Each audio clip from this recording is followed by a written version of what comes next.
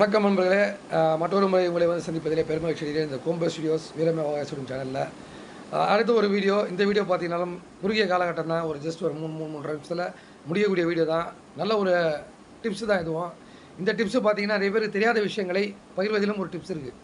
நிறைய பேர் இன்றைக்கி யோசிக்கக்கூடிய என்னன்னு கேட்டிங்கன்னா, வேகமாக ஓடக்கூடிய விலங்கினங்கள் எது அப்படின்னு நம்ம ஒரு லிஸ்ட் எடுத்தோம்னா அதில் பார்த்தீங்கன்னா குதிரை நம்பர் 1 வரும். அதுபோல் சீட்டாவும் நம்பர் 1 வரும். இப்படி வந்து எல்லாம் கலந்து இருக்கக்கூடிய ஒரு விலங்கினங்கள் இன்றளவுமே மிக வேகமாக ஓடக்கூடிய விலங்கினங்கள். இதில் வந்து முக்கியமாக நம்ம சொல்ல போனால் இந்த குதிரை இனங்களிலேயே குதிரைகள் தான் மிக வேகமாக ஓடக்கூடிய ஒரு குதிரை இனங்களில் இருக்கக்கூடிய குதிரைகள் தான் அப்படின்னு நம்ம நினைக்கிறோம்.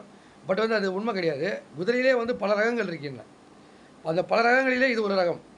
இதுவும் குதிரை தான், பட் இதுவும் ஒரு ரகம். இது வந்து ஓடக்கூடிய கெப்பாசிட்டி பார்த்தீங்கன்னா 140 கிலோமீட்டர் வேகத்திலே ஒரு மணி நேரத்திலே 145 ஒரு மேக்ஸிமம் அதால் முடிந்த அளவுக்கு ஓடக்கூடிய குதிரைகள் தான் இன்றளவு அதிகமாக இருக்கின்றன.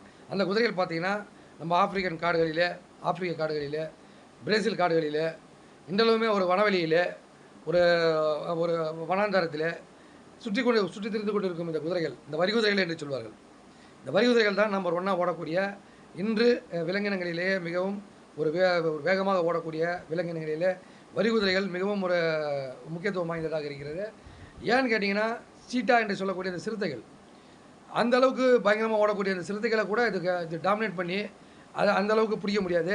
ஒரு 2-3 சிறுத்தைகள் சேர்ந்தால்தான் சிறுத்தை எப்பவுமே தனியாக தான் வேட்டையாடும். எல்லாருக்குமே தெரிஞ்ச விஷயம். அப்படி தனியாக வேட்டையாடக்கூடிய சந்தர்ப்பத்தில் மற்ற எல்லா மிருகங்களையுமே வேட்டையாடிடும். அந்த சிறுத்தையாகப்பட்டது சீட்டான்னு சொல்லக்கூடிய சீட்டா புள்ளியாக இருக்கும் பாருங்கள். நீட்டாக இருக்கும், நல்லா லெங்க்த்தாக இருக்கும் பார்க்குறதுக்கு. அந்த வந்து ஒரு புலி ஒரு சீட்டா என்று சொல்லக்கூடிய இந்த ஒரு சிறுத்தை இனங்கள் மிக வேகமாக ஓடக்கூடிய குதிரைகளையே தாண்டி ஓடக்கூடிய அந்த வல்லமை உள்ளது. ஆனால் அந்த வரிகுதிரைகள்கிட்ட தோற்று போகுது. வரிகுதிரைகளுக்கும் இதற்குமே ஒரு ஒரே காம்பினேஷன் சொல்லலாம். அந்த ஸ்பீடு பார்த்திங்கன்னா அந்த அளவுக்கு அந்த ஒரு வேகம் 145 கிலோமீட்டர் வேகத்தில் ஒரு மணி நேரத்தில் 145 கிலோமீட்டர் ஓடக்கூடிய அந்த ஒரு விலங்கினங்கள் என்றால் இது 2 தான், சீட்டாவும் மற்றும் இந்த வரிகுதிரைகளும் தான். குதிரைகள் கூட மேக்ஸிமம் ஒரு 120-125 கட் ஆஃப் ஆகிடும். அது மாதிரி அதெல்லாம் ஓட முடியாது. அதுக்கு தான் எல்லாம் ஹோல்டு பண்ணி திருப்பி ஓட்டுவாங்க. ஒரு பந்தயத்தில் கூட பார்த்தீங்கன்னா, ஒரு ரேஸில் கூட பார்த்தீங்கன்னா குதிரைகள் கண்டினியூவாக ஓட விட்டு இருக்க மாட்டாங்க. அந்த ஒரு கேப் கொடுத்துட்டு அதுக்கப்புறம் திருப்பி வந்து அடுத்த ஒரு மேட்ச் வந்து அடுத்த நாளோ இப்படி ஃபிக்ஸ் பண்ணி அந்த ஒரு மேட்ச் ஃபிக்ஸ் பண்ணுவாங்க அந்த ரேஸ் கோர்ஸில். ஸோ குதிரைகளை விட வேகமாக ஓடக்கூடியது இந்த காட்டு விலங்கினங்கள் என்று சொல்லக்கூடிய இந்த வரிகுதிரை இனங்கள். அதே போல் வரிகுதிரைகள் வந்து ஒரு சீட்டாவின் வேகத்தில் ஓடக்கூடிய ஒரு இது இருப்பதால் மட்டுமே சீட்டாக்களால் இதை வந்து வேகமாக வேட்டையாட முடியாது.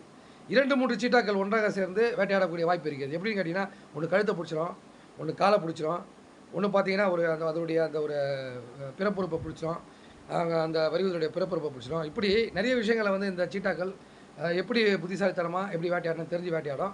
ஸோ அது அப்படி வேட்டையாடினால் மட்டுமே இந்த வரிகுதிரையை நாம் வந்து அதை வந்து சிறுத்தையிடம் மாட்டக்கூடிய ஒரு நேரம். இல்லை என்றால் மாட்டவே மாட்டாது, தப்பிச்சிடும். இந்த வரிகுதிரைகளாகப்பட்டு தப்பிச்சிடும். அந்தளவு வேகமாக ஓடக்கூடிய ஒரு இனம் தான் இந்த வரிகுதிரைகள். ஸோ இந்த ஒரு யூஸ்ஃபுல் மெசேஜ் உங்களுக்கு நிறைய யோசனைகளுக்கு நடுவே நல்ல ஒரு விதத்தில் உங்களுக்கு வந்து நான் வந்து அர்ப்பணிச்சிருக்கேன். ஸோ நல்ல விதத்தில் இதை வந்து தொகுப்பாக மாற்றிருக்கேன். ஸோ இது போன்ற டிப்ஸ்லாம் மனசில் வச்சுங்க. 4 பேர் கேட்டால் நீங்களும் ஹெல்ப்ஃபுல்லாக அவங்களுக்கும் சொல்லக்கூடிய ஒரு வாய்ப்பு. ஸோ நன்றி நண்பர்களே. மற்றொரு வீடியோக்களே அழகாக மறுபடியும் சந்திக்கிறேன். அதுவரை உங்களிடம் விடைபெறுகிறேன். நன்றி, வணக்கம்.